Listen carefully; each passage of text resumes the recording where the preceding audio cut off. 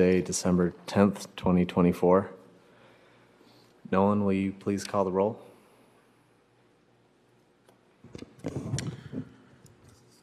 Fredrickson, Here. Murgia, Here. Fuller, Here. Leto, Here. Martin, Here. Hollander, Bassett. Can I get a motion to excuse the absent members? So moved. Support. All right, all in favor? Aye. Aye. Any opposed? All right, on to item B, adoption of the agenda. Can I get a motion to adopt the agenda as presented? So moved. Support. All in favor? Aye. Aye. Aye. Any opposed? Motion passes. On to item C, approval of minutes. Are there any amendments or comments related to the draft minutes from the November 26, 2024 meeting? Yeah, just want to make a note that my last name is spelled incorrectly. You can get that updated. Thank you. I just had a minor note on page 2 of the minutes under questions. There's a comment from Nolan, and it refers to non-evasive species instead of non-invasive species. Oh, it's not a big deal, but They are often evasive. both. Yes, they're both. All right, not hearing any more. Can I get a motion to approve the minutes with the corrections to Director Fredrickson's name and the non-invasive verbiage? So moved. Second? All right, all in favor? Aye. Aye. Aye. Aye. Any opposed? Nope. All right, item D, public comment. If there are any comments from the public, please come forward, state your name, and you'll have 3 minutes to address the board. Please note, there will be a separate public comment period for the action items under new business. This is just a general comment period. All right, looks like none in person. Are there any call-in comments?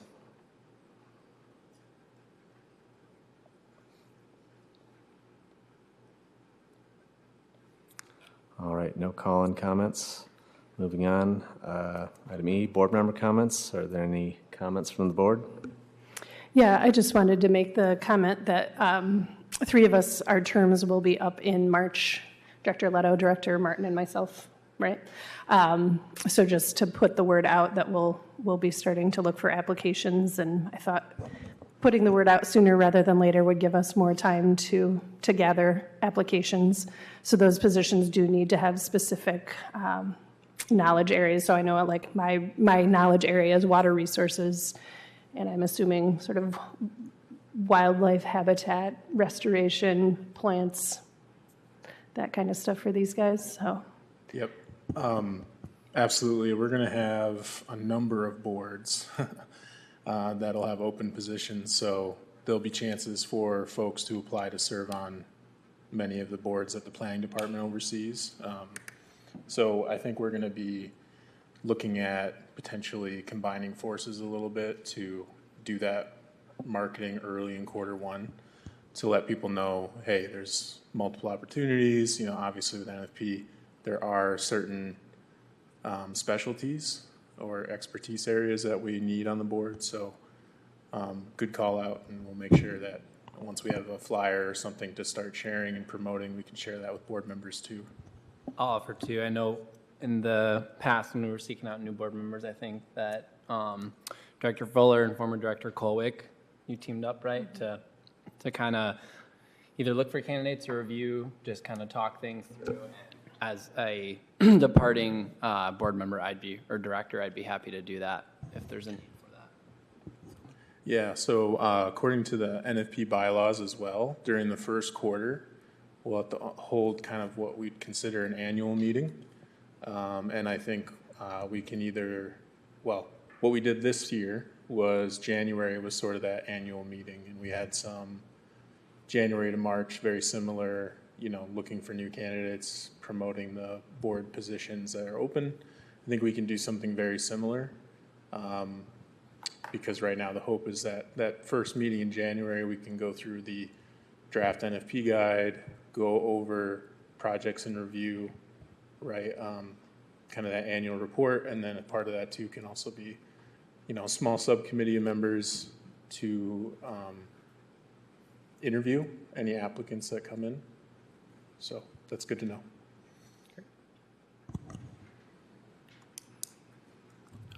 All right, any more board member comments? Hearing none, moving on to item F, new business. Approval of the recommendation to the Zoning Board of Appeals to grant relief from the NFP slope standard for the addition of an upgraded pump house at 1609 Whites Road. Nolan, can you provide an overview of this? Yeah, absolutely. So this was one of the first projects actually that we, or you as a board, had early this year, actually back in February. So the project's located at 1609 Whites Road. That's in the South Westonage neighborhood, technically kind of near Oakwood. And this is the primary country club golf course site. Back in February, they were looking at areas to put in a new pump house to replace their existing pump house, both to upgrade that infrastructure, but also provide more capacity for their expansion further to the southwest along the lake.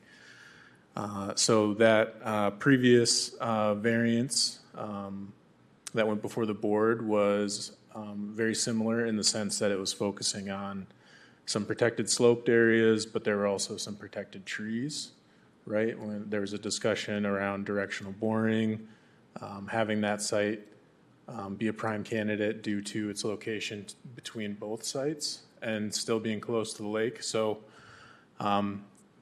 after a period of time, leadership at the country club, and I'll let them speak to this, but discovered that might not be the most suitable site just due to the complexities in that area, and have actually refocused, looking at around where the existing pump house is currently. That existing pump house is actually within some sloped areas that are protected, and they're within 500 feet of the lake. So that qualifies them for their grade and the distance from the lake as protected slopes. So with that, I'll let the applicant come up and provide some more background.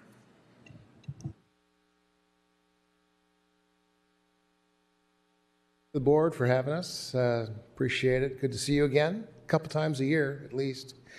But yeah, as Nolan mentioned, we did come in February, and we asked and received, appreciate that, a variance for the pump station to go in another location, and there were a few reasons that it ended up not working. It was very expensive. There happens to be a city sanitary line that runs very near there that we didn't want to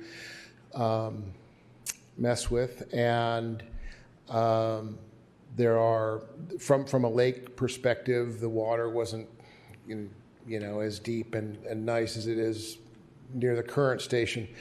And so when we got everybody together, everybody said, why can't we just put it here? And we're like, well, probably the best way to go. And right where the pump station is now. So yeah, I'd like to just take you through this, kind of show you what's happening and what we're doing. A little bit of update from last time. This is just to show you where the protected slopes are in red. The blue line is the 500-foot line around the lake, and you can kind of see, you know what we're looking at the top of the hill there is where the clubhouse outline is. So the pump station would go, maybe if you go one more slide, just, now this is the overall. Yeah, so that pump station would fit if you can, I think the next one even is closer, or not. There you go. So this is where we had it on the left side, up in that hill. There were protected trees up there. We were going to have to directional bore. And back in the original spot where the current pump station is, there are no trees. There is the slope, which is why we got to come back here.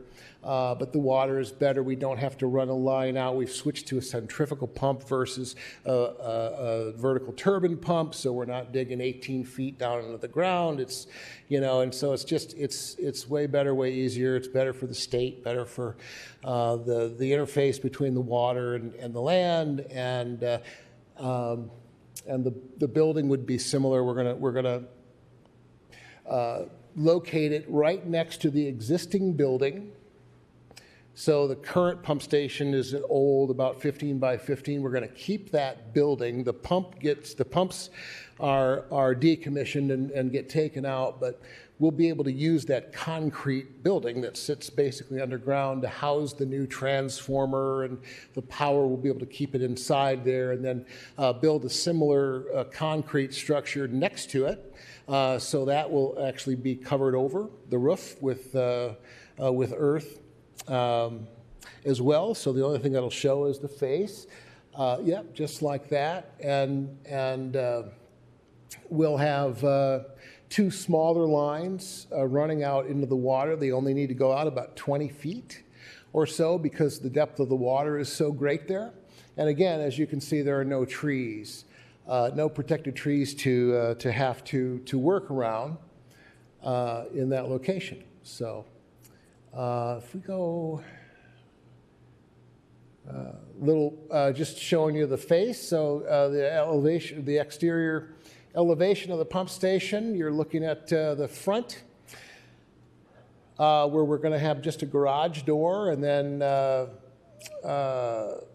little garage door. It'll be 1 story. This is what the pumps are going to look like. We're going to have 5 centrifugal 75 horsepower pumps and 1 jockey pump.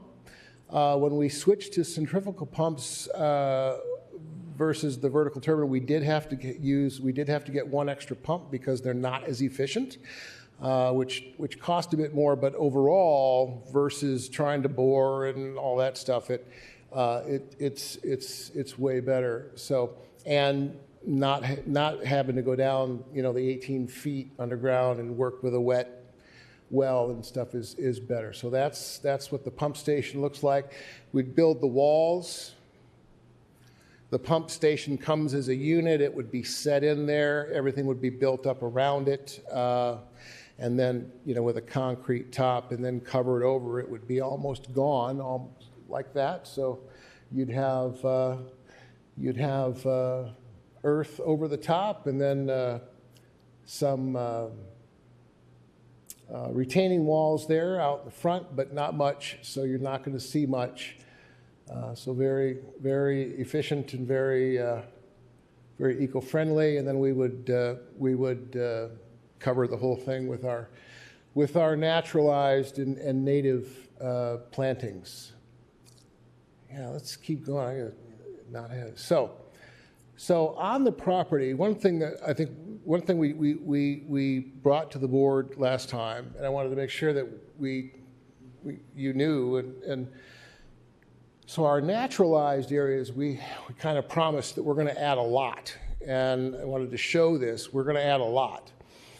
So our existing naturalized areas on the golf course, the current club property, sits at about 2.53 acres. They are in green, and then but what we're adding with the new golf course design is what you see in white and red. We're going to put 31.1 acres of tall fescue, native, naturalized, prairie. Work with Steve Allen to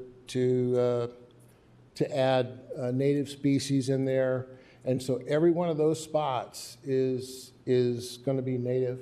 and there'll be golf course around all of those. So a significant increase in naturalized areas on the property. Down by the water, you can see that's about 10 acres that we're adding and naturalized down around the water on all of those slopes. There are 2 golf holes in there, but they're kind of hit over it and around them. So we're really adding a lot of naturalized native around that water on purpose. And then so as we work on that slope will be improved. The plant materials will be native, and then the impermeable, I think we also said that we're going to remove a lot of impermeable surface last time. Wanted to make sure you could kind of see it. So 5.9 acres of impermeable surface goes away and not to be re-added. So all of that, the current club, the clubhouse, parking, pools, everything, tennis, all of that goes away, becomes turf and native. And so 5.9 acres of impervious surface goes away. All that native goes down on that slope toward the water, and then we add the pump station. That's the plan that we'd like the variance for. Just some pictures of what we're talking about with native. These are not the club, obviously. These are just pictures of what it might look like. These are tree plans we'll be we're not looking for a variance on tree rule because we'll follow the tree rule, and we don't have woodlands on this side, but we wanted to make sure that we had a pre-planned plan to follow the rule, and so we've actually got 20% more trees going in than what eventually will come out. And just to kind of show you how we're going to do a lot of that. And the red circles are new trees being planted all over. Mm-hmm. And that's it. That's all I've got. So not too much different than the last time, other than the protected trees that we don't have to deal with this time. So. Cool, thank you. Before the board gets started, I'd like to open up again to public comment specific to this case. If there's anybody in person, please come forward. Looks like no one in person. Are there any call-in public comments? No call-in public comments. All right, we'll open up to the board then. Yeah, I was wondering if you could tell me the distance of this new location from White's Lake. I'm sorry, I missed it on the plans. Oh, no. I could probably figure it out. It's the actual distance. Oh Lord, what? 75 feet, maybe 100, maybe. Let's see. You know, I've never actually, I just do Google Earth. I've never actually looked. Oh, look it up on Google Earth. You looking? Yeah, he's looking. It's probably, if I had to guess, 75. I'm going to go 75. See how close I am. Ish. But everything in front of it is flat. So, yeah, what you're kind of looking at there, so that area next to the cart path, from the cart path to the water is flat, so it's not sloped down to the water. Okay, so it's beyond, the setback requirement is 25 feet, so it's well beyond the 25 feet. Oh, that yes. was I didn't see sorry. the setback line, Yeah. so I just wanted to make sure that was clear, Yeah. that it was beyond that. Yeah, I think we had the setback line on the very second slide, the second blue line. There you go.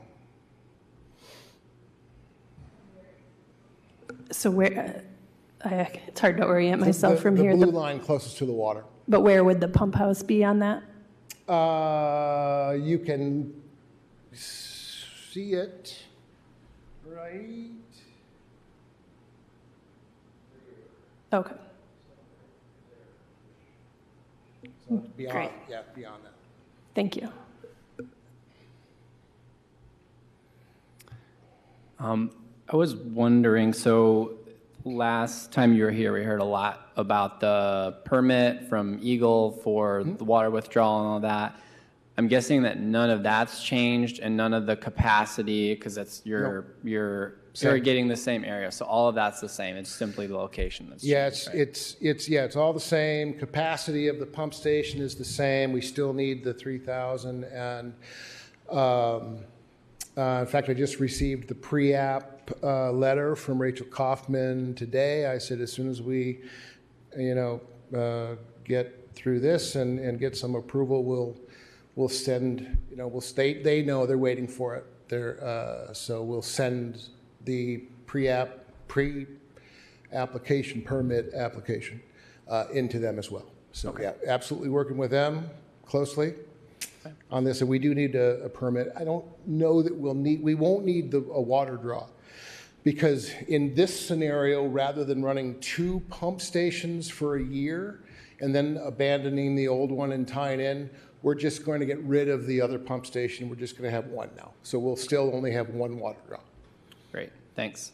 I was going to ask too, if you could talk a little bit about, I think we kind of dealt with this last time a little bit, and a slope in a turfed area, and in slopes in general for the NFP, it's not necessarily the slope that we're interested in protecting, it's the capacity for the slope to erode and cave and move soil around, especially close to a water body.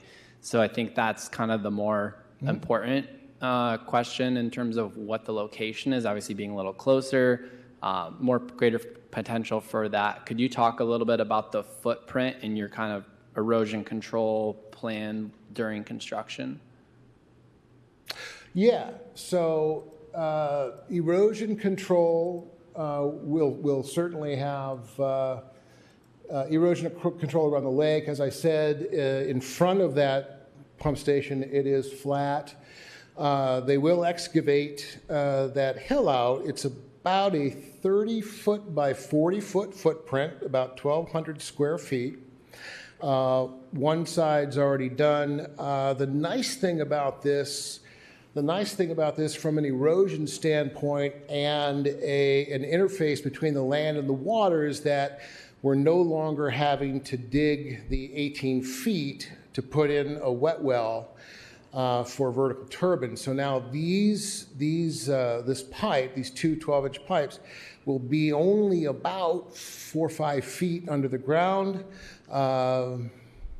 likely at the waters, like our current intake sits actually above the water most of the year. So the nice thing is that we won't have that open. We won't have that interface. They're gonna hand dig it all, and it's way more manageable. The state was much happier with this than the other way as well. So yeah, long-term erosion shouldn't be any. You're gonna have a concrete fortress, just like the old one. Again, covered on the top. You're not going to have much by way of runoff of anything, and then we'll have either tall fescues, some native stuff on the roof of that, and then all the way around it. It's going to be pretty well protected. So probably your standard silt fencing during construction. Oh yeah. Okay. And Nolan, is that for building permit or for site plan?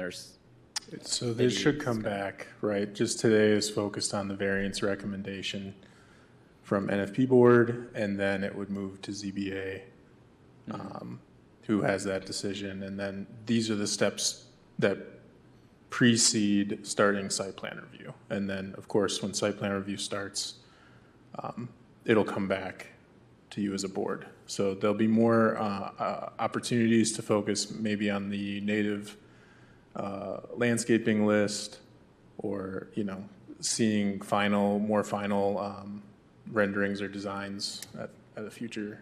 I was thinking more just in terms of city staff inspecting, silt fencing. We and do that have a staff member in our building trades that handles soil erosion and soil control permitting. Great, thank you. Nolan, just a clarification question. We have a lot of things about tree removals in here. Are we evaluating that? Nope. Today is just for the slope variance. Myself and zoning administrator have talked to them about some of their future plans with the, redesign of the golf course footprint, as mentioned. But the focus today is just strictly on the recommendation for the variance. And actually, this new location, in many respects, has less impact than the original recommendation. Do you have a sense of the area or the difference in area of the variance that we approved in February for the slope disturbance compared to this? Is it relatively similar? No, Okay. this is far, far less. Okay. The other one was in the face of a hill and had large old oak trees within 50, 60 feet. There was much more potential disturbance in the original location. This is still in slope, but it's not nearly as slopey. It's longer, wider, no trees. There's flat area in front. Yeah, this is way better. Do you have that area? Do you know what that area of disturbance will be in the 20% slope area? Right around 1,200. Oh, okay. 12 to 1,500 square feet. I Yeah. thought the slide had a bigger number, and so one of the slides had. Yeah. So what? That slide. Yeah. Well, that's all of the Gotcha. slope. But in that, we're only, we're probably about 15, you got to dig it out, you got to put wall, 1,600 total square feet out of that, I think 250 some thousand square feet just within the 500-foot line of slope. And we're going to 1,600 square feet. You're looking at that 250,000 Yeah. number at the top of the slide? Yeah. I think that's what Oh, we're looking at. I can't even see that. That was a good guess. Yeah, so the building's 1,200. We've got,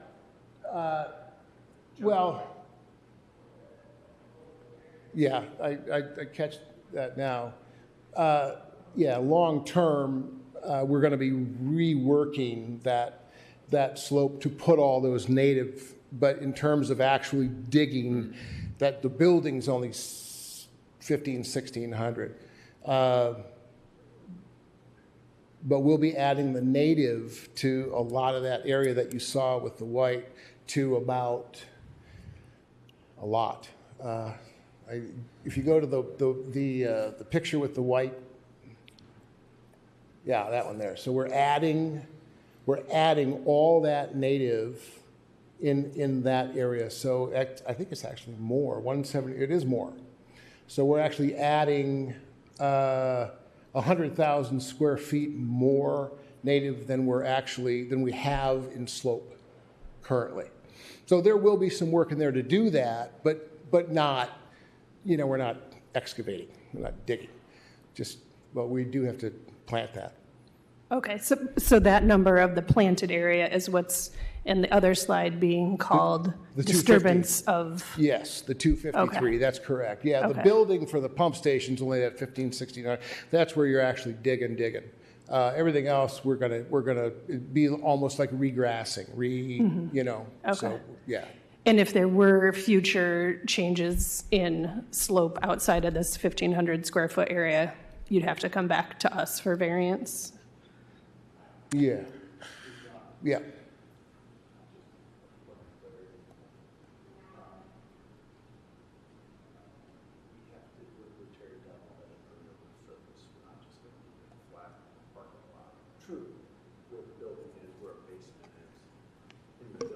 Could you come speak up into the mic? Yeah, yeah.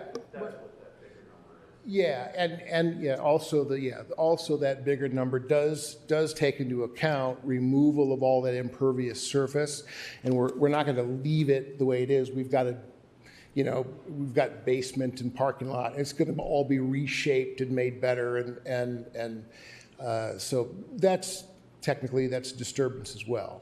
So when all that impervious surface comes out, that's part of that number 2. Inside of that 500. So to answer your question, yeah, right now we're focused on the pump house. And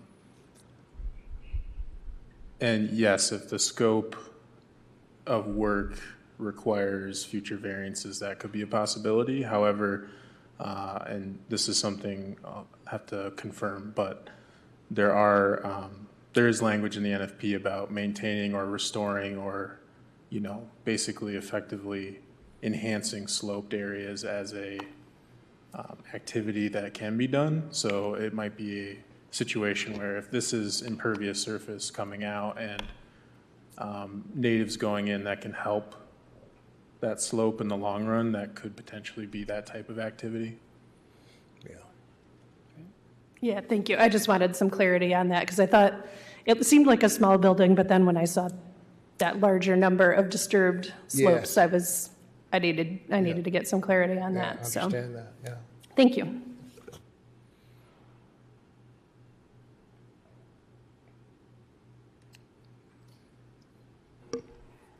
All right, are there any more board comments related to this? Hearing none. Can I get a motion to approve the recommendation to the Zoning Board of Appeals to grant relief from the NFP slope standard for the addition of an upgraded pump house at 1609 Whites Road? So moved. Support? All right, this one will need a roll call vote. Nolan, will you please call the roll? Fuller. Yes. Murgia. Yes. Leto. Yes.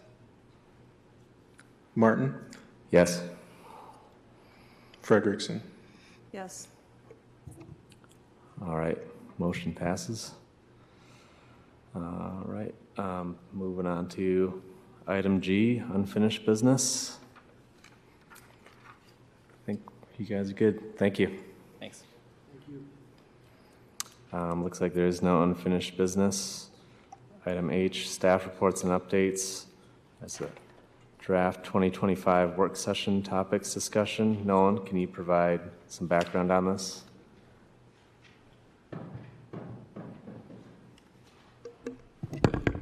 Yeah, so at the previous meeting, just 2 weeks ago now, Director Hollander brought up a very good point, and it led to some really fruitful discussion from board members about 2025 as we reviewed our meeting schedule and thinking about special topics that the board is interested in pursuing as a part of kind of that umbrella of NFP Phase 3.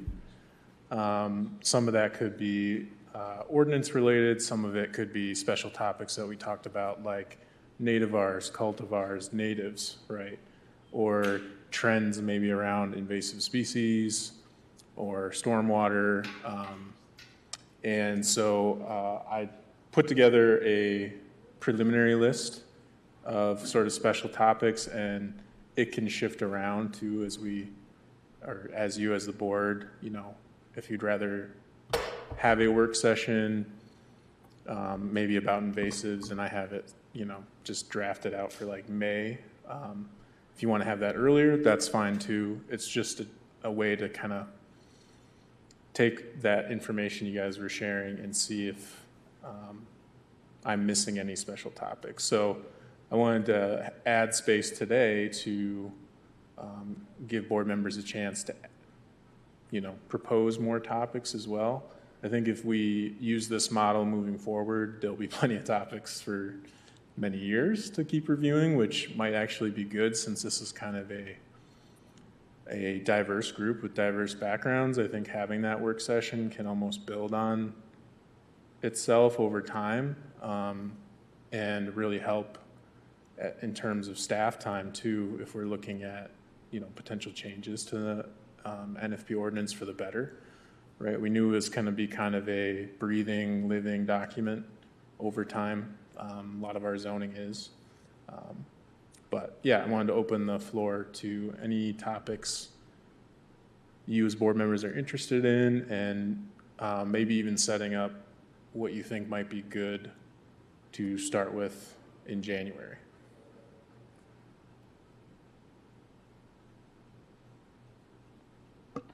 I'll just kick it off. I think one thing we've talked about in the past is that this, maybe NFP is simply a regulatory zoning tool.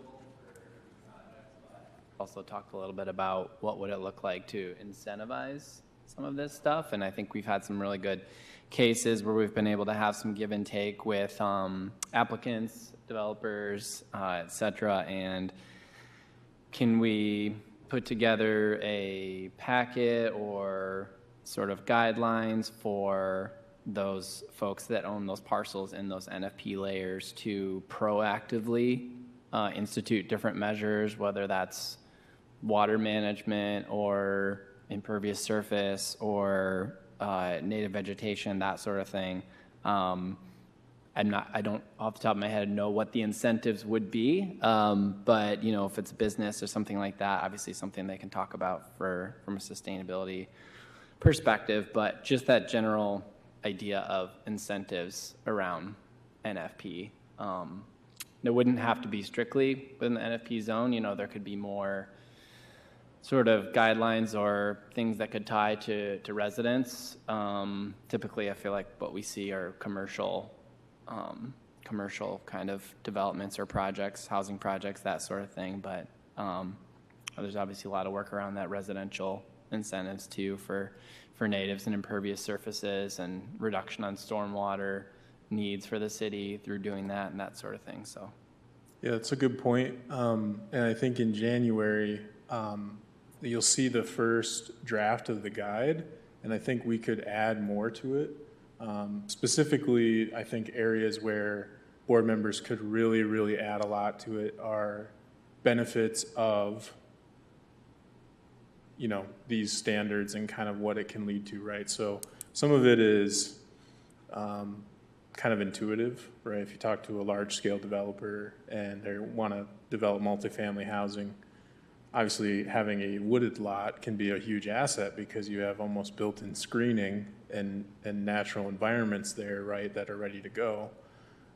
It doesn't usually bode well for them to just clear-cut a site and build a bunch of housing because people want those resources there, right? So, and maybe that's just shifting perspective a little bit, which I think NFP has done a good job of over time. There's been a lot of successful projects where, you have a classic developer come in thinking a certain way, but NFP has helped shift their focus just slightly to be like, oh, okay, I understand kind of what the benefit is, and the benefit usually comes without any, or not any, but a lot less of a cost versus, trying to say you clear cut that site. Then you have to build that back up over time, which can work, but takes a long time. So, yeah.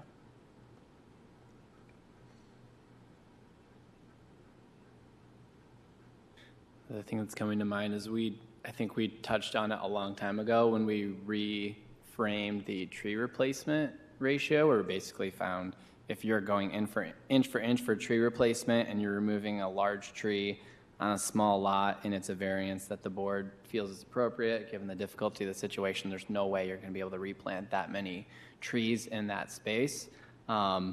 And if you do, they're going to be tiny little ornamental trees that aren't probably offering a ton of value from a natural features standpoint. So I think another thing we talked about was, is there any potential sort of tree bank, or, if the city or others have sites that could be recipients for trees, these could be street trees in neighborhoods or other areas where there is room for trees, and there's sort of a net capture of that removal from one spot. Doesn't have to be on the immediate parcel, but the applicant could potentially help neighborhoods or city or whatever make more gains in canopy cover, things like that. Kind of banking idea. And there's other programs out there that have that kind of like mitigation type of concept built into them. Nolan, you kind of touched on the stormwater one, how it relates to the existing ecosystem in these overlay districts. And so maybe relying on trying to maintain the natural water movement in the site. We have a tendency to either pond or bury our water and get it off site as quickly as possible. So maybe evaluating how we can integrate that into our natural features protection. Yeah, and I can definitely ask some city staff who are primary stormwater engineers or reviewers to see if maybe they'll want to join the board for that work session and maybe provide some background. I know it gets pretty complex when we start talking about wellhead protection and then you overlay stormwater and then, you know, the state is changing standards a lot.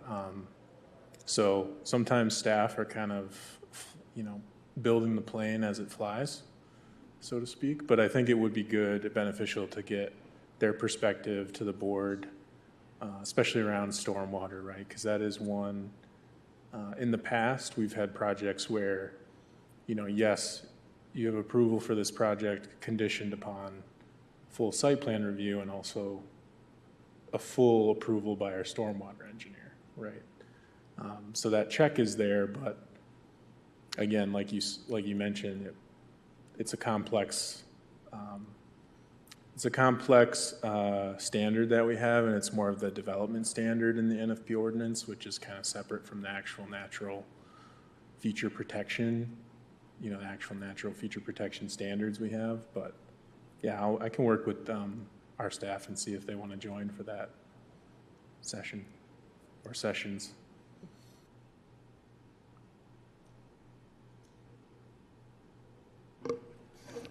All right, is there any more discussion related to this topic? Looks like none.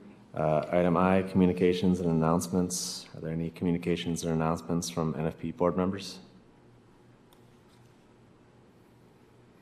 Seems like no. All right, adjourned.